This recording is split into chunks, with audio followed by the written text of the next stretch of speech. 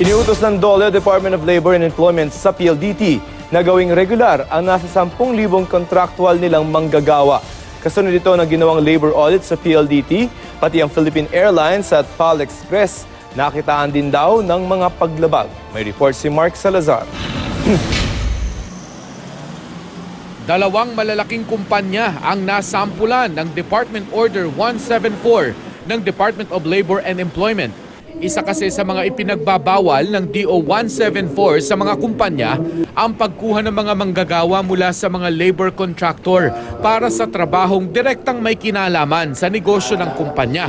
Ang PLDT, where we found violations, mostly among its subcontractors and majority of which are not even registered or with expired registration, I will order the regularization of close to 10,000 workers under contracting and subcontracting arrangement, but are performing jobs that are directly related to PLDT business. Ilalabas daw ng DOLE sa linggong ito ang Notice of Compliance o utos sa PLDT para sa mga empleyadong dapat irregular. Noong Disyembre at Enero, ginawa ang labor audit sa PLDT at ibinigay sa PLDT ang findings sa isang exit conference nitong Marso.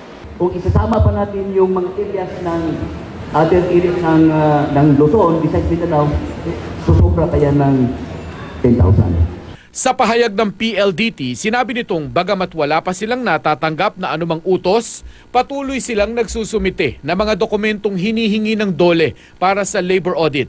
Magpapatuloy din daw ang kooperasyon ng PLDT sa proseso ng labor audit at susunod sa lahat ng labor laws and regulations. Maliban sa PLDT, i-audit din daw ng DOLE ang iba pang kumpanya sa ilalim ng PLDT.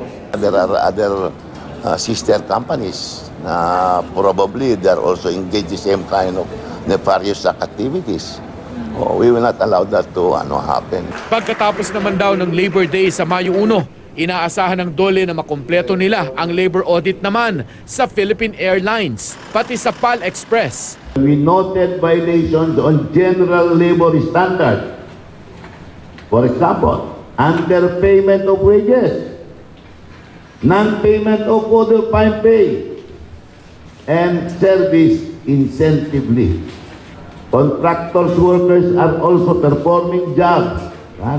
Listen. Contractors, workers of PAL are also performing jobs directly related to the main business of the companies. Itong findings on non-payment of overtime pay, wages, etc. The usual procedure kasi is we will be computing kung magkano ang due for every employee. So this will be computed backwards, 3 years backwards. Patuloy pa naming kinukuha ang panig ng Philippine Airlines.